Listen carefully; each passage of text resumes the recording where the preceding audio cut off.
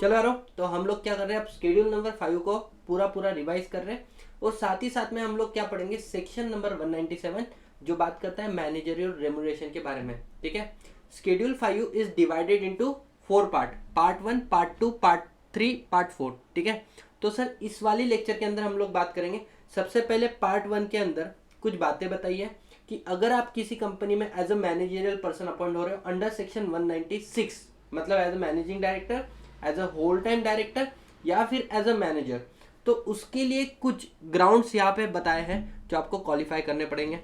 सबसे इंपॉर्टेंट हमारे लिए जो है वो है पार्ट 2 कि कंपनी अपने डायरेक्टर को रेम्यूनरेशन कैसे पे करेगी। ठीक है, सबसे पहले आता है, ये डिवाइडेड है पार्ट 2 इन द 5 सेक्शन। तो सेक्शन नंबर 1 क्या बोलता है, सेक्शन नंबर 1 बोलता है कि अगर कंपनी के अंदर प्रॉफिट है तो आप अपना मैनेजरियल रेम्यूनरेशन कैसा पे करोगे, as per section 197 subsection 1। Sir section 197 subsection 1 में चले जाते हैं हम लोग, तो वहां पे हमें बोला है ओवरऑल लिमिट कि कंपनी आप मैक्सिमम नेट प्रॉफिट, आप रेम्यूनरेशन कितना दे सकते हो, 11% of net profit calculated under section 198।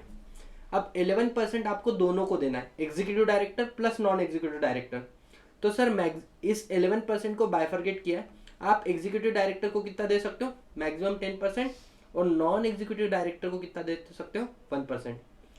Question ये आता है कि सर मानो मेरे कंपनी में 3-4 MDWTD है, तो सब MDWTD को मिलाकर हम लोग कितना दे सकते हैं, 10%। एक MD को या एक WTD को मैक्सिमम कितना दे सकते हैं, इंडिविजुअल WTD, इंडिविजुअल मैनेजर को मैक्सिमम आप दे सकते हो 5%। कुछ एग्जांपल मैंने यहाँ पे कवर किए थे। मानो आपकी कंपनी में 2 MD है, एक WTD है, तो ABC राइट, आप ये दे सकते हो 5%, 2.5, 2.5, क्योंकि मैक्सिमम एक जन को कितना चाहिए, 5%। 4%, 4%, 2% एक्सेप्टेबल है, 4%, 3%, 3% एक्सेप्टेबल है। अगर आप सोचोगे कि 6% देना है, 5% से ज़्यादा इंडिविजुअल को दे नहीं सकते हो, लेकिन हाँ अगर आप 5% की लिमिट को जंप कर रहे हो, you are suppose to pass special resolution. Very easy, आगे बढ़ते हैं। वैसे ही नॉन एग्जीक्यूटिव डायरेक्टर को आप लोग कितना दे सकते हो, अगर कंपनी में MDWTD है तो उनको 10% दोगे, तो नॉन एग्जीक्यूटिव डायरेक्टर को मैक्सिमम 1%। और अगर कंपनी के अंदर MDWTD नहीं है तो नॉन एग्जीक्यूटिव डायरेक्टर को हम लोग 3% दे सकते हैं। इसके लिए एक एग्जाम्पल कवर कर लेते हैं। मानो हमारे कंपनी के अंदर यहाँ पर MDWTD है और यहाँ पर बच्चों नॉन एग्जीक्यूटिव डायरेक्टर है। मानो आपकी कंपनी में नॉन एग्जीक्यूटिव डायरेक्टर नहीं है और सिर्फ एक ही MDWTD है, आप उसको मैक्सिमम कितना दे सकते हो, 5%। ठीक है, मानो आपके कंपनी में MDWTD है नहीं, एक ही नॉन एग्जीक्यूटिव है, non executive director MDWTD appointed हो गए तो 1%, अगर नहीं हो गए तो मैक्सिमम 3%, तो इसको आप मैक्सिमम कितना दे सकते हो, 3%। नेक्स्ट पॉइंट, आपके कंपनी में 3 MDWTD मैनेजर ये लोग हैं, तो इनको मैक्सिमम कितना दे सकते हो, तीनों को मिला के 10%। और सर नॉन एग्जीक्यूटिव डायरेक्टर है नहीं, तो आप कितना दोगे, तीनों को मिला के 10%। नेक्स्ट पॉइंट आता है आपका, आपकी कंपनी में MDWTD है ही नहीं और 2 क्या है, 2 नॉन एग्जीक्यूटिव डायरेक्टर है, तो इन नॉन एग्जीक्यूटिव डायरेक्टर को टोटल कितना दे सकते हो, देखो कंपनी में MDWTD है क्या, नहीं है, तो इनको मैक्सिमम 3% दे सकते हो। Answer is in front of you. वहीं पे मानो कंपनी के अंदर एक MDWTD है और एक नॉन एग्जीक्यूटिव डायरेक्टर है, तो इसको मैक्सिमम इंडिविजुअल को कितना मिलता है, 5%, और इसको मैक्सिमम, अगर MDWTD है तो इसको 1% ही मिलेगा ना, तो टोटल बन जाएगा 6%। ठीक है, लास्ट वाला, कंपनी में 2 MDWTD है, दोनों को मिला के मैक्सिमम 10% दे सकते हो, और एक मतलब 11%। समझ में आ रहा है, इन नो केस आपका मैनेजरियल रेम्यूनरेशन इज एक्सीडिंग 100 कितना, 11%। किसी भी केस में 11% से ज़्यादा नहीं जा रहा है, लेकिन अगर आपको 11% से ज़्यादा देना होगा then you are suppose to pass special resolution. I hope आपको ये वाला कंडीशन समझ में आया बहुत अच्छे से। तो स्केड्यूल 5 का पार्ट 1 यही बोलता है कि कंपनी अगर आपके पास एडुकेट प्रॉफिट होगा तो आप सेक्शन 197 सबसेक्शन 1 के हिसाब से, ये जो लिमिट है 11, 10, 5, 1 एंड 3, इसके हिसाब से देना है ना। इसके बियॉन्ड जाना होगा तो पास स्पेशल रिजोल्यूशन। ठीक है, चलो अब आता है आपका शेड्यूल 2। अगर कंपनी के अंदर एडुकेट प्रॉफिट नहीं है तो ऐसे वाले केस में कंपनी कितना रेम्यूनरेशन दे सकती है, तो it is divided into 2 part, part A, part B. Part B जो है वो एग्जामिनेशन पॉइंट ऑफ व्यू से इंपॉर्टेंट है, लेकिन इसकी प्रैक्टिकल रिलेवेंसी कुछ भी नहीं है। बात करते हैं पार्ट ए क्या बोलता है। पार्ट ए बोलता है कि कंपनी आपको अपना इफेक्टिव कैपिटल कैलकुलेट करना पड़ेगा। ठीक है, इफेक्टिव कैपिटल अगर आपका 5 करोड़ से कम है या निगेटिव है तो आप अपने कंपनी में जो मैनेजरियल पर्सन है ना उसको 60 लाख रुपीस पर एनम पर पर्सन दे सकते हो। और जो नॉन एग्जीक्यूटिव डायरेक्टर है मतलब अदर डायरेक्टर, इंडिपेंडेंट डायरेक्टर, इनको 12 लाख। कैसे आया? 60 लाख डिवाइडेड बाय 5 आ जाएगा। ठीक है, आपका पेड अप शेयर, आपका इफेक्टिव कैपिटल 5 करोड़ या उससे ज़्यादा है but less than 100 crore, 84 lakh, 17 lakh. ठीक है, 100 करोड़ से 250 लाख के बीच में 120 लाख और 24 लाख, और 250 करोड़ से ज़्यादा है, ठीक है, तो फिर 120 lakh plus 0.01% excess of 250 crore, और इधर भी 0.01%। तो देखो अगर आपको पार्ट ए के लिमिट में ये जो अमाउंट दिया ना 60 लाख, 12 लाख, 84 लाख, 17 लाख, इसके लिमिट में अगर आपको पैसा देना है, इसके अंदर रह के you are suppose to pass ordinary resolution. लेकिन इसकी लिमिट के बाहर जाके आपको पैसा देना होगा, you are suppose to pass special resolution. Very easy. इसके अलावा एक पॉइंट आता है कि अगर कोई व्यक्ति तुम्हारी कंपनी में प्रोफेशनल क्वालिफिकेशन में डायरेक्टर है और अगर आपको उसको लिमिट के अंदर भी क्या देना है, रेम्यूनरेशन देना है, you are suppose to pass which resolution, special resolution. Part A के हिसाब से रेम्यूनरेशन देने के लिए सर वो प्रोफेशनल क्वालिफिकेशन मतलब क्या? सुनो, 3 बातें। प्रोफेशनल, पहली बात वो प्रोफेशनल कैपेसिटी में आपकी कंपनी में होना। सेकंड चीज उसके पास एटलीस्ट ग्रेजुएट लेवल का क्वालिफिकेशन होना। तीसरी बात बोली है कि उसके पास एक्सपीरियंस होना और उसके पास एक्सपर्टाइज होना उस फील्ड में जिस फील्ड में कंपनी काम कर रही है। दूसरा कंडीशन है कि वो रिलेटेड नहीं होना चाहिए promoter and director of company holding subsidiary associate. इसके अलावा तीसरी बात बोली कि वो कंपनी के अंदर शेयर होल्डर नहीं होना चाहिए, ना ही कंपनी के अंदर, ना ही होल्डिंग के अंदर, ना ही सब्सिडरी। कंपनी के अंदर अलाउ है, अगर उसको ईसॉप के अंदर शेयर मिलते हैं 0.5% तक तो अलाउ है। ठीक है, तो अगर आपको उसको पार्ट लिमिट के अंदर भी क्या देना है, remuneration, you are suppose to pass और स्पेशल रिजोल्यूशन। अब ये इररिलेवेंट है, जो डॉक्टर चंद्रात्रे सर है जिसको हम लोग भीष्म पितामह बोलते हैं हमारी फील्ड का, इवन तक उन्होंने भी बोला does not make a sense इस वाली प्रोविजन का। बट एनीवे, अब अगर तुम्हारी कंपनी प्रॉफिट में नहीं है तो आपने ये समझ लिया how much remuneration that you can pay, लेकिन now the question is how to pay. उनको पे कैसे करना है? तो उसको जो पे करना है उसकी 4 कंडीशन है। सबसे पहले बोर्ड मीटिंग में बोर्ड रिजोल्यूशन पास करवा लो। दूसरी कंडीशन है कि अगर तुम्हारी कंपनी में नॉमिनेशन रेम्यूनरेशन कमेटी होगी तो उस नॉमिनेशन रेम्यूनरेशन कमेटी का अप्रूवल ले दो। ठीक है, इसके अलावा तुम्हारी कंपनी में डिफॉल्ट नहीं होनी चाहिए। ये बात ध्यान में रखना, किसके किसके? Bank, financial institution, non convertible debenture और सिक्योर क्रेडिटर। सिक्योर क्रेडिटर बोला है स्पेसिफिकली, इनके डिफॉल्ट नहीं होने चाहिए। और सर अगर डिफॉल्ट है तो फिर बोले आप इनको जब भी रेम्यूनरेशन पे करोगे तो आपको ऑर्डिनरी या स्पेशल रिजोल्यूशन पास करना पड़ेगा ना, उसके पहले उनकी अप्रूवल ले लो। If default the prior approval of bank, financial institution, non convertible debenture, secure creditor before passing ordinary resolution और स्पेशल रिजोल्यूशन। एज केस में भी पार्ट ए के देखो, पार्ट ए इफेक्टिव कैपिटल के बेस पे विद इन लिमिट दे रहे हो ऑर्डिनरी रिजोल्यूशन, बियॉन्ड लिमिट दे रहे हो स्पेशल रिजोल्यूशन। ठीक है, पार्ट बी के हिसाब से दे रहे हो तो सिर्फ स्पेशल रिजोल्यूशन। तो यहाँ पे लिखा है पार्ट ए के हिसाब से दे रहे हो तो within limit ordinary, beyond limit special, part B के हिसाब से स्पेशल बट नॉट रिलीवेंट। ये जो ऑर्डिनरी रिजोल्यूशन, स्पेशल रिजोल्यूशन आप लोग पास कर रहे हो, this is valid for 3 year. अब नेक्स्ट पॉइंट क्या बोला है, अब आपको with in limit pass remuneration देना है, तो कैसे दोगे? By passing ordinary resolution. ठीक है, अब सेक्शन 3 बोलता है 3 ऐसी केसेस है जहां पर आपको बियॉन्ड लिमिट क्या देना है, रेम्यूनरेशन देना है। तो आपको क्या करना पड़ेगा? वेरी इजी सर, पास स्पेशल रिजोल्यूशन। लेकिन इन पास स्पेशल रिजोल्यूशन के अलावा आपके ऊपर 3 एडिशनल कंडीशन है। मतलब क्या? देर आर टोटल 3 केसेस जहां पर आप एक्सेस लिमिट में रेम्यूनरेशन पे करना चाहते हो, बियॉन्ड लिमिट। ठीक है, कंपनी लॉस में beyond limit you are suppose to follow 3 condition. पहले वो केसेस समझ लेते हैं हम लोग। ठीक है, सबसे पहला केस बच्चों, पार्ट ए, पार्ट बी और पार्ट सी में डिवाइडेड किया है। पार्ट ए क्या बोलता है? मेरी कंपनी जो है वो लॉस में है, क्या ऐसे केस में मैं मेरे डायरेक्टर को रेम्यूनरेशन दे सकता हूँ? बिल्कुल दे सकते हो। इफेक्टिव कैपिटल 5 करोड़ से नीचे है तो 60 लाख रुपीस तक तो आप दे ही सकते हो ना। बोले हाँ। मेरा डायरेक्टर 60 लाख रुपीस में खुश नहीं है, मेरा डायरेक्टर मेरे को बोलता है कि 80 लाख रुपीस चाहिए मेरे को, क्या वो बियॉन्ड लिमिट जा रहा है? बोलो हाँ, बियॉन्ड लिमिट जा रहा है। तो चार कंडीशन तो पता ही है ना, board resolution, nomination remuneration committee का अप्रूवल, डिफॉल्ट नहीं होना चाहिए, डिफॉल्ट है तो उनका अप्रूवल, और ऑर्डिनरी या स्पेशल रिजोल्यूशन। ठीक है, अब सुनना, यहाँ तक तो ठीक है। इसके आगे क्या बोला? अगर आपकी कंपनी लॉस में है, आपके डायरेक्टर को एक्सेस पैसा चाहिए लिमिट के बाहर, और कोई फॉरेन कंपनी वो एक्सेस पैसा दे रही है, ठीक है, कंडीशन है उसको अपने शेयर होल्डर का अप्रूवल लेना पड़ेगा।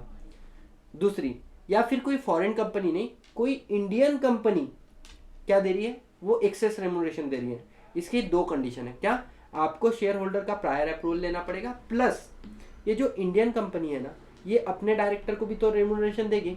तो जो रेम्यूनरेशन ये अपने डायरेक्टर को दे रही है प्लस जो रेम्यूनरेशन हमारे कंपनी के डायरेक्टर को दे रहे हो, ये बोले 197 सबसेक्शन 1 की लिमिट के अंदर होना, मतलब वो मैक्सिमम 11% उसके अंदर होना, उसके बाहर नहीं जा सकते हो। ठीक है, ये है सिचुएशन नंबर 1। ठीक है, सेकंड सिचुएशन क्या है, कोई कंपनी न्यूली इनकॉर्पोरेट हुई है, स्टार्टअप कंपनी होती है, काफ़ी सारी स्टार्टअप कंपनी इनिशियल फेज में लॉस में होती है। तो कोई भी पकड़ लो, अनअकैडमी पकड़ लो तुम लोग, या फिर तुम लोग देखना फ्लिपकार्ट वगैरह जब आए तो इनिशियल फेज में क्या में थे, लॉस में थे, है ना, जोमेटो वगैरह कोई भी पकड़ लो। ठीक है, तो ऐसे केस में वो प्रमोटर जो डायरेक्टर उसको भी तो क्या होना चाहिए, मोटिवेशन मिलना चाहिए काम करने के लिए। लॉस मेकिंग कंपनी बोले रेम्यूनरेशन नहीं देते, तो बोले ऐसे वाले डायरेक्टर को आप इनिशियल 7 ईयर में बियॉन्ड लिमिट दे सकते हो, बियॉन्ड लिमिट दे सकते हो।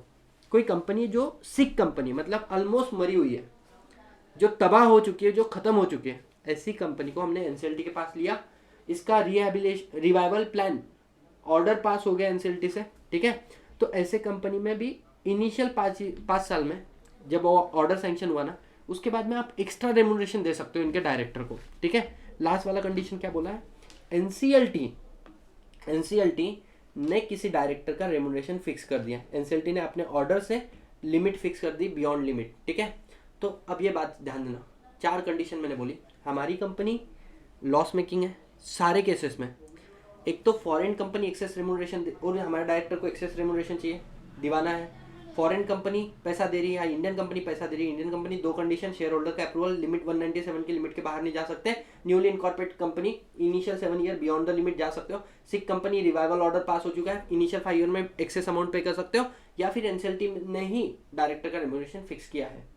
इसके अंदर आपको 3 एडिशनल कंडीशन है, मतलब पहली जो 4 कंडीशन थी ना, बोर्ड रिजोल्यूशन, एनआरसी कमेटी का अप्रूवल, उसके बाद में second no default, if default prior approval, ठीक है, ऑर्डिनरी रिजोल्यूशन, स्पेशल रिजोल्यूशन, इन 4 कंडीशन के अलावा 3 एक्स्ट्रा कंडीशन है। क्या 3 एक्स्ट्रा है, पहली केस बोले आपकी कंपनी किसी और कंपनी से मैनेजर रेम्यूनरेशन नहीं ले सकती एक्सेप्ट पार्ट ए। इसका मतलब क्या है, सुनो, अगर आप देखो पार्ट ए में हमारी कंपनी किसी और कंपनी से ले रही है ना पैसा, तो इस पार्ट को छोड़ दो। पार्ट बी और पार्ट सी जो है ना, न्यूली इनकॉर्पोरेट कंपनी, सिक कंपनी और एनसीएलटी कंपनी, हम हमारे डायरेक्टर को भले ही लॉस में होने के बावजूद भी एक्स्ट्रा पैसा दे रहे हैं। अब डायरेक्टर तेरी जिम्मेदारी, तू 10 लोगों के पास जाके मुंह नहीं मारेगा, जितना हम दे रहे उसके अंदर तू संतुष्ट हो जाएगा। ठीक है, ये बात बोल दिया। दूसरी कंडीशन क्या है, दूसरी कंडीशन है कि दूसरी और तीसरी कंडीशन साथ में पढ़ा देता हूँ, कि एक तो कंपनी का ऑडिटर, स्टैट्यूटरी ऑडिटर, या फिर कंपनी के अंदर अगर कंपनी सेक्रेटरी अपॉइंटेड है तो वो, और अगर कंपनी के अंदर कंपनी सेक्रेटरी अपॉइंटेड नहीं है तो फिर प्रैक्टिसिंग कंपनी सेक्रेटरी आपको सर्टिफिकेट देगा। क्या सर्टिफिकेट देगा, सबसे पहला सर्टिफिकेट क्या, कि हमारी जो कंपनी है इसके जो भी सिक्योर क्रेडिटर है, जो भी टर्म लेंडर है, ठीक है ना, इन लोगों को कोई ऑब्जेक्शन नहीं है अपॉइंटमेंट ऑफ मैनेजर पर्सन और the paying remuneration to those person. पहले तो उनकी कंसेंट। सेकंड चीज, हमारी कंपनी ने डिफॉल्ट नहीं किया रीपेमेंट, डिपॉजिट और वो सारी चीज़ों के अंदर। ठीक है, अब ये हो गया आपका सेक्शन 3। सेक्शन 4 क्या बोलता है, कुछ ऐसे परक्विजिट है जिसको हम लोग मैनेजर रेम्यूनरेशन में कंसिडर नहीं करेंगे। 1 by 1 this is divided into para 1 and para 2। Para 1 क्या बोलता है बच्चों, सुनो, यहाँ से एग्जाम के अंदर क्वेश्चन बने थे, है ना, तो यहाँ पे क्या बोला है, अगर हमारी कंपनी प्रोविडेंट फंड पे कर रही ऑन बिहाफ ऑफ एम्प्लॉय, मतलब मैनेजरियल पर्सन। अच्छा सुनना, एक टेक्निकल बात बताता हूँ। Section 1 it is applicable for managerial person and other. Section 2 is applicable for managerial person and other, मतलब अभी अमेंडमेंट की वजह से non executive director, independent director भी आ चुके हैं। ठीक है, section 3 is also applicable for managerial person and other. Section 4 is applicable only for managerial person. When I am saying managerial person, it means MD, WTD and manager. ठीक है, यहाँ पर non executive director, independent director नहीं आएंगे। तो इसको divide किया 2 para 1, para 2। Para 1 क्या बोलता है कि अगर हमारी कंपनी हमारे मैनेजरियल पर्सन के बिहाफ में प्रोविडेंट फंड या सुपर एन्युएशन फंड या एन्युटी फंड पे कर रही है, और कितना पे कर रही है, जितना इनकम टैक्स में एग्जम्प्ट है उतना पे कर रही है, तो उसको हम लोग क्या नहीं मानेंगे, मैनेजर रेम्यूनरेशन नहीं मानेंगे, क्योंकि वो तो लॉ का ऑब्लिगेशन है। लेकिन हाँ, एग्जम्प्ट है 10% और आप पे कर रहे हो 15%, आप एक्स्ट्रा प्रोविडेंट फंड, तो जो एक्स्ट्रा प्रोविडेंट फंड आप पे कर रहे हो that will be consider managerial remuneration. Next point क्या बोला इन्होंने, gratuity paid up to the half month salary for number of year service completed. अच्छा सुनना, ग्रेजुटी का फॉर्मूला होता है, if you guys remember, 15 divided by 26, क्योंकि लॉ का मानना है 30 डेज का मंथ नहीं होता है, 30 डेज का मंथ होता है, लेकिन जॉब जो होती है वो कितने दिन की होती है, 26 डे की, संडे वनडे को कंसिडर करके, ठीक है। तो क्या होता है, आपकी monthly salary multiply by 15 divided bye 16 multiply by number of year service completed, ठीक है। तो उसके हिसाब से जो सैलरी जितना आ रहा है ना वहां तक एग्जम्प्ट है। अगर उसके बियॉन्ड आप ग्रेजुटी दे रहे हो अपने मैनेजरियल पर्सन को, तो उसको मैनेजर रेम्यूनरेशन मानेंगे, ठीक है। नेक्स्ट पॉइंट आता है लीव इनकैशमेंट। आपको क्या मिला, leave encashment at the end of the tenure. यहां से इंस्टीट्यूट ने एमसीक्यू बना दिया था सीए फाइनल के अंदर और सीएस एग्जीक्यूटिव के अंदर केस स्टडी बना दी थी, क्या कि अगर डायरेक्टर को लीव इनकैशमेंट मिल रहा है ड्यूरिंग द टेन्योर, जब वो डायरेक्टर है कंपनी का तभी मिल रहा है, तो बच्चों उसको हम लोग मैनेजर रेम्यूनरेशन मानेंगे। लेकिन डायरेक्टर कंपनी छोड़कर जा रहा है और उसको लीव इनकैशमेंट मिल रहा है, तो फिर उसको मैनेजर रेम्यूनरेशन का पार्ट नहीं मानेंगे, ठीक है। नेक्स्ट पॉइंट आता है, तो these are not considered manager remuneration. कौन सा, provident fund, superannuation fund, annuity fund, to the extent it is not taxable under income tax at gratuity, half month salary for the number of year of service completed and leave encashment जो आपने end of the tenure पे किया। इसके अलावा आता है para 2। Para 2 क्या बोलता है, ये बात करता है कौन सा मैनेजरियल पर्सन, फिरंगी मैनेजरियल पर्सन, मतलब अगर एक्सपाट्रिएट मतलब जो रेसिडेंट ऑफ इंडिया नहीं है, जो नॉन रेसिडेंट है या आउटसाइड सिटीजन है, आउटसाइड इंडिया सिटीजन है, ठीक है, फॉरेन सिटीजन है। तो अगर कोई मानो बिल गेट्स या स्टीव जॉब या मानो फिर जस्टिन बीबर या मानो कोई भी फिरंगी व्यक्ति को तुमने कंपनी के अंदर मैनेजरियल पर्सन अपॉइंट किया, तो इन लोगों के बच्चों का एजुकेशन अलाउंस जो तुम लोग दे रहे हो 12,000 rupees per month per child, maximum up to 2 child, ठीक है, आपको मैनेजर रेम्यूनरेशन कंसिडर नहीं करेंगे। हाँ, अगर आप उसको एक ही बच्चा है, आप उस बच्चे को 15,000 रुपये पर month education children education allowance दे रहे हो, तो 12,000 एग्जाम के आप उसको 15 दे रहे हो, तो 3,000 मैनेजर रेम्यूनरेशन माना जाएगा। उसको 2 बच्चे हैं, ठीक है, 2 बच्चों को तुम लोग 30,000 रुपये दे रहे हो, तो 24,000 तक अलाउ है, आप उसको 30 दे रहे हो, तो ऊपर के 6,000 मैनेजर रेम्यूनरेशन माना जाएगा। आगे नेक्स्ट पॉइंट क्या है, आपके जो बच्चे वो फॉरेन में पढ़ रहे हैं, आपकी जो फैमिली वो फॉरेन में है, तो हम लोग उनको हॉलीडे पैसेज दे सकते हैं ऑन द रिटर्न बेसिस। उनको इंडिया में बुलाएंगे, आपके साथ में रहने देंगे, उनके आने जाने के खर्चे कंपनी निकालेगी, ठीक है। तो वो जो खर्चा कंपनी ने किया उनके लिए, क्या वो मैनेजर रेम्यूनरेशन में कंसिडर होगा, बोले नहीं होगा। लेकिन सुनना, अगर वो इकोनॉमिक क्लास से आ रहे हैं तो वंस इन अ ईयर अगर हम उसका खर्चा कर रहे हैं तो नहीं होगा। 3 टाइम इन द ईयर हम उनको बुला रहे हैं तो 2 बार का तो मैनेजर रेम्यूनरेशन में 1 बार माफी है। वो लोग बोलते हैं कि हम तो लग्जरी क्लास से आएंगे, हम लोग इकोनॉमिक क्लास से नहीं आएंगे, हम फर्स्ट क्लास से आएंगे, तो बोले वंस इन अ 2 ईयर, फिर तो एग्जाम्पशन 2 ईयर का रहेगा, ठीक है। लास्ट वाला पॉइंट क्या बोल दिया कि अब तुम्हारा मैनेजर है वो अपनी होम कंट्री मैनेजर पर्सन है वो अपनी होम कंट्री जा रहा है, मतलब वो जा रहा है इंडिया के बाहर, तो बोले उसको अगर तुम लीव ट्रैवल अलाउंस दे रहे हो ना, तो एज पर कंपनी पॉलिसी देना। देखना, उसके घर वालों को बुला रहे हो तो कम दिया तो चलेगा, इसको बाहर भेज रहे हो ना, तो फिर क्या करना पड़ेगा आपको, एक बात बहुत अच्छे से ध्यान में रखना पड़ेगा कि सर इसको बाहर भेजते वक्त कंपनी की पॉलिसी के हिसाब से फॉलो करना है। इसके बाद में नेक्स्ट पॉइंट आता है तुम्हारा क्या, managerial remuneration payable to managerial person in 2 company from 2 company, maximum manager remuneration payable to manager person in maximum 2 company. इसको एक एग्जांपल के थ्रू ही समझ के लेते हैं, ठीक है। काफी सारे एग्जांपल हमने किए थे। मानो सतीश सर क्या है, डायरेक्टर है किसके अंदर, रिलायंस इंडस्ट्री लिमिटेड के अंदर और टाटा कंसल्टेंसी सर्विसेज के अंदर। अब मैं यहाँ पर भी एमडी हूँ, यहाँ पर भी एमडी हूँ, अलाउ है बिल्कुल, प्रोवाइडेड मैं एमडी रिलायंस में था, फिर मैं टीसीएस में बना, तो टीसीएस के जो मतलब यूनानिमस बोर्ड रिजोल्यूशन पास होना चाहिए टीसीएस के अंदर, आ जाओ। अब मैं दोनों जगह पे क्या हूँ, एमडी हूँ, यहाँ पर भी मैं एमडी हूँ, यहाँ पर भी मैं एमडी हूँ। अब रिलायंस का जो नेट प्रॉफिट था उसका मैक्सिमम 5% मुझे मिलना चाहिए, ठीक है, तो 20 करोड़ आ रहा है, और टीसीएस का मैक्सिमम रेम्यूनरेशन आ रहा है 5% के हिसाब से 40 करोड़, ठीक है। What is my actual package 15 crore, और यहाँ पे मेरा एक्चुअल पैकेज है 30 करोड़। जरूरी नहीं है कि जितना मैक्सिमम है उतना आपको मिले, कम भी मिल सकता है, ठीक है। अब क्वेश्चन आपके दिमाग में ये आना चाहिए कि मानो सतीश सर ने रिलायंस में से 20 करोड़, मेरे को 15 करोड़ का पैकेज था ना, ऑलरेडी मैंने 12 करोड़ विड्रॉ कर लिए, ऑलरेडी मैंने 12 करोड़ विड्रॉ कर लिए। अब मैं ये दूसरे कंपनी से कितना विड्रॉ कर सकता हूँ? तो सुनना, लॉ मेकर बड़ा सिंपल है इस बात से लेके, और मैंने आपको बेयर एक्ट में भी इस चीज़ को बताया था, ठीक है ना।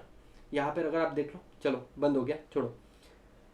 तो यहाँ पे लॉ मेकर क्या बोलता है कि दोनों कंपनी की मैक्सिमम लिमिट निकालो, इसकी है 20 करोड़, इसकी है 40 करोड़, है ना। तो बोले एक डायरेक्टर को maximum remuneration from both company कितना मिल सकता है, जो हायर लिमिट है दोनों कंपनी में से। तो बोले 40 करोड़ से ज़्यादा सतीश तू नहीं ले सकता। तो अगर मैंने इस कंपनी में 12 करोड़ ले लिया है तो 40 करोड़ में से 12 करोड़ चले गए, दूसरे कंपनी से मैं सिर्फ 28 करोड़ ले सकता हूँ। अगर मानो मैंने इस कंपनी से 13 करोड़ ले लिया है, 40 करोड़ हायर, तो इस कंपनी से मैं 27 करोड़ ले सकता हूँ। इस कंपनी से मैंने 15 करोड़ उठा लिया है तो 25 करोड़। बोलने का मतलब क्या, बड़ा इजी रखो। सतीश भाई थी दो कंपनी का डायरेक्टर है, दोनों कंपनी की हायर लिमिट निकालो। कौन सी कंपनी हायर है? ये कंपनी हायर है, ठीक है। तो ये जो कंपनी की 40 करोड़ की लिमिट निकली है ना, मैं दोनों कंपनी से 40 करोड़ से ज़्यादा रेमुनरेशन नहीं उठा सकता। ये बात लिखी है बच्चों कहाँ पे? सेक्शन 5 के अंदर, शेड्यूल नंबर 5। पार्ट 2 आपका पूरा कंप्लीट हो जाता है यहीं पे। Now come to the part number 3 and part 4। Part 4 क्या बोलता है? सीजी के पास पावर है, वो किसी कंपनी को एग्जाम कर सकता है। पार्ट 3 क्या बोलता है? पार्ट 3 बोलता है procedural requirement for appointment and remuneration of managerial person as per schedule 5। तो बड़ा सिंपल है, इसमें कोई सेंस नहीं बनता कि अप टू 70 ईयर का अगर होगा कौन तुम्हारा की मैनेजर पर्सन, तो उसकी अपॉइंटमेंट ऑर्डिनरी रिजोल्यूशन, बियॉन्ड 70 होगा तो उसकी appointment by passing special resolution, ठीक है। सेकंड चीज क्या बोलते हैं यहाँ पे? इसके अलावा एक तो ऑडिटर या फिर कंपनी का जो एम्प्लॉय है CS, राइट, या फिर प्रैक्टिसिंग कंपनी सेक्रेटरी सर्टिफाई करके देगा क्या कि भाई इन लोगों ने शेड्यूल 5 को कंप्लाई किया है। जो उसका अपॉइंटमेंट का फॉर्म होता है ना, MR1, उसके साथ में और अटैच करके आगे फाइल करना पड़ता है। तो यहाँ पे we are done with entire schedule 5। अब हम लोग बात करेंगे किसके बारे में? सेक्शन 197 के बारे में। ये पूरी एनालिसिस हमने की थी, है ना, सारे शेड्यूल की। अब आते हैं सेक्शन 197। सेक्शन 197 क्या बोलता है? Sub section 1, total maximum remuneration payable by public company. Private company को ये एप्लीकेबल नहीं है, ठीक है। कितना मैक्सिमम कर सकते हो? 11 टक्के। अगर इंडिविजुअल MD/WTD मैनेजर को 5%, एग्रीगेट में सारे MD/WTD मैनेजर को 10%, नॉन एग्जीक्यूटिव डायरेक्टर अगर बोले कंपनी में MD/WTD अपॉइंटेड है तो 1%, इफ नॉट अपॉइंटेड देन 3%, ठीक है। इसके बियॉन्ड आपको जाना है तो स्पेशल रिजोल्यूशन, ठीक है। इसके अंदर मैंने आपको एक लॉजिकली बताया था कि आपको 11% के ऊपर जाना है तो बोला था शेड्यूल 5 को फॉलो करो plus resolution in general meeting. जब रिजोल्यूशन स्पेसिफिकली बताया नहीं जाता है, इसका मतलब ऑर्डिनरी रिजोल्यूशन या स्पेशल रिजोल्यूशन, उसका मतलब होता है ऑर्डिनरी रिजोल्यूशन, ठीक है। लेकिन ये थोड़ा सा नॉनसेंस जैसा लग रहा है कि इंडिविजुअल लिमिट के बाहर जाने के लिए स्पेशल रिजोल्यूशन और 11 के बाहर जाने के लिए ऑर्डिनरी रिजोल्यूशन।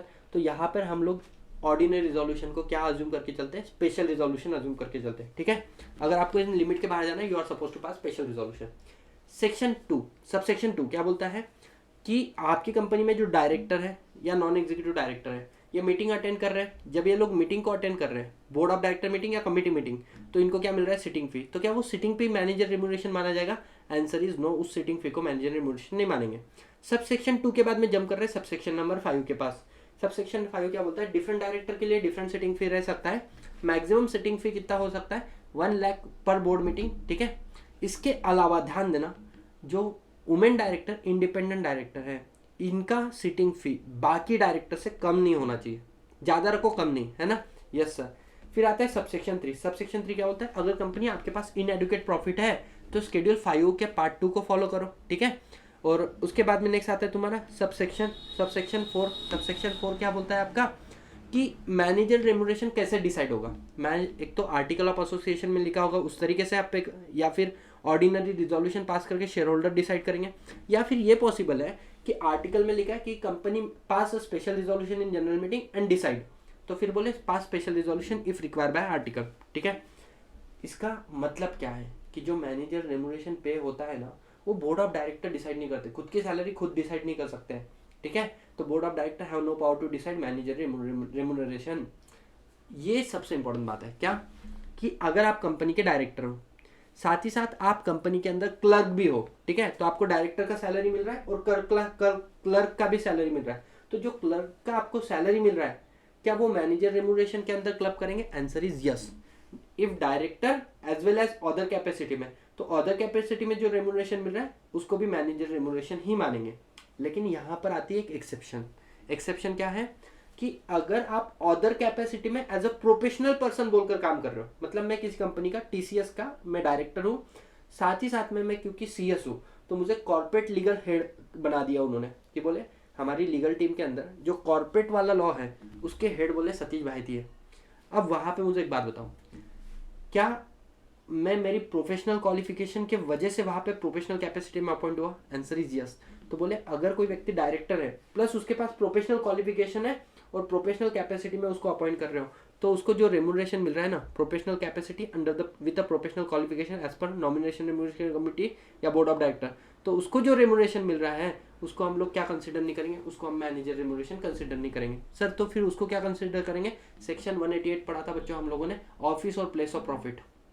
ये होता है office and place of profit, ठीक है। तो आगे बढ़ते हैं हम लोग। सब सेक्शन 6 क्या बोलता है बच्चों? Sub section 5 already cover, sub section 6 बोलता है मोड ऑफ पेमेंट, एक तो मंथली करो या परसेंटेज ऑफ नेट प्रॉफिट करो, या फिर partly monthly partly percentage of net profit कर दो। नेक्स्ट पार्ट बच्चों sub section 7 omitted, sub section 8 बोलता है net profit as per section 198 calculate करना है। सब सेक्शन 9 बोलता है कि अगर आपने अपने, देखो डायरेक्टर को रेम्यूनरेशन कब पे करते हैं? महीने में करते हैं। नेट प्रॉफिट कब निकलता है? At the end of the financial year. आपने सोचा कंपनी को 200 करोड़ का प्रॉफिट होगा, उसके हिसाब से आपने डायरेक्टर को रेम्यूनरेशन पे कर दिया, but at the end of the year सिर्फ 150 करोड़ का प्रॉफिट हुआ। तो बोलने का मतलब क्या है? डायरेक्टर को एक्स्ट्रा रेम्यूनरेशन चले गया ना? बोले हाँ। तो डायरेक्टर ये जो पैसा तेरे पास एक्स्ट्रा है ये तूने ट्रस्ट में होल्ड इन द ट्रस्ट, इसको तू ट्रस्ट में रखे जैसे रख, अपने बाप की क्या मत समझ, जायदाद मत समझ, ठीक है। तेरे को ये रिटर्न करना पड़ेगा कंपनी को 2 साल में या फिर lesser period as may be prescribe. अगर तूने, सब सेक्शन 10 बोलता है कंपनी चाहे तो इस कंडीशन को वेव कर सकती है कि यार न को दे मेरे को पैसा, रख ले, तू भी क्या याद रखेगा बोले, है ना। तो इसकी 2 कंडीशन है, company you are suppose to pass special resolution and तुम्हारे अंदर डिफॉल्ट नहीं होना चाहिए किसी bank, financial institute, non convertible debenture या सिक्योरिटी का, और अगर डिफॉल्ट होगा तो फिर उनका प्रायर अप्रूवल ले लेना कि यार हमने इनको एक्स्ट्रा पैसा दे दिया बट हम नहीं चाहते इनसे पैसा ले, अच्छा नहीं लगता बोले, है ना। नेक्स्ट पॉइंट आता है subsection 11, company do not have adequate profit remuneration as per schedule 5, ठीक है। उसके बाद में बच्चों disclosure in case of listed company, listed company के अंदर कुछ डिस्क्लोजर देने पड़ते हैं, मैंने ज़्यादा डिटेल में यहाँ पे तुम लोगों को नहीं करवाया था, ठीक है। एक तो रेशियो देना पड़ता है, remuneration pay to each director divided by median of the क्या बोल सकते हैं, एम्प्लॉय रेम्यूनरेशन, मतलब average remuneration of each employ और डायरेक्टर का रेम्यूनरेशन, ये आपको दिखाना पड़ता है। साथ ही साथ में रूल 5 के अंदर स्पेसिफाइड चीज़ें हैं, ठीक है, टॉप 10 एम्प्लॉय की डिटेल्स एंड ऑल, तो वो भी आपको देना पड़ता है, लेकिन वो किसके लिए एप्लीकेबल है? सिर्फ अगर आपकी कंपनी लिस्टेड होगी तो। नेक्स्ट आता है बच्चों सब सेक्शन 13 कि कंपनी प्रीमियम पे कर रही है, कंपनी प्रीमियम पे कर रही है किसका, किसके लिए? क्योंकि कंपनी ने निकाल के रखा है इंश्योरेंस, क्यों? To indemnify MD WTD manager.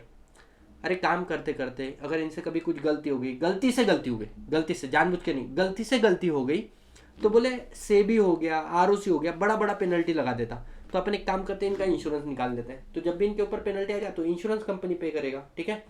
अब वो पेनल्टी आना कॉन्टीजेंट है, हुआ तो हुआ, नहीं तो नहीं हुआ, लेकिन ये प्रीमियम पे करना ये तो सर्टन है ना। तो जो हम लोग प्रीमियम पे करते हैं क्या वो मैनेजर रेम्यूनरेशन में काउंट करेंगे? आंसर इज नो, बट इसकी एक्सेप्शन है। अगर तुम्हारे एमडी डब्ल्यूटीडी मैनेजर ने फाउंड गिल्टी, जानबूझ के गलतियां की है, फिर बेटा वो तेरे मैनेजर रेम्यूनरेशन में काउंट होगा, मतलब तेरे को छुटकारा दे रहे, तेरे को उंगली दे रहे हो, तू सर पे बैठ रहा, दिस इज नॉट एक्सेप्टेबल।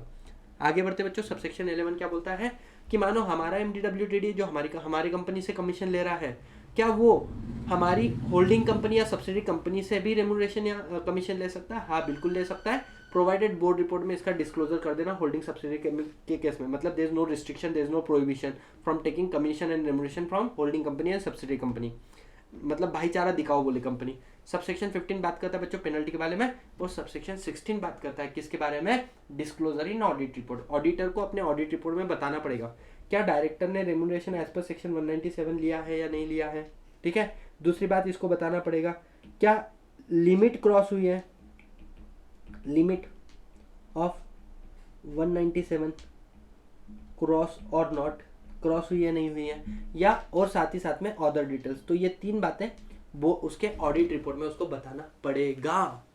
बताओ बच्चों क्या मैं बोल सकता हूँ, पूरा 197 अपना बहुत ज़्यादा अच्छे से रिवाइज हुआ है, इंक्लूडिंग शेड्यूल 5, है ना। यस, चलो, मुझे नहीं लगता है कहीं पे रेगुलर क्लास में भी इतना सब कुछ पढ़ा देते होगे।